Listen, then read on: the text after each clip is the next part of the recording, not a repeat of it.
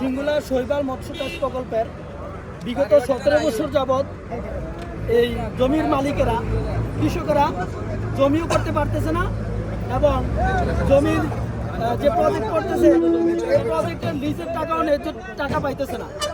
আমরা এটার দাবি জানাই জনগণ যখন তাদের ন্যায্য অধিকারের দাবি জানায় তখন তাদেরকে হুমকি দেয় এবং আমাদের 13 জনের নামে মামলা দায়ের করে কর্নেল আতাউর রহমানের ছেলে কর্নেল আসিফ।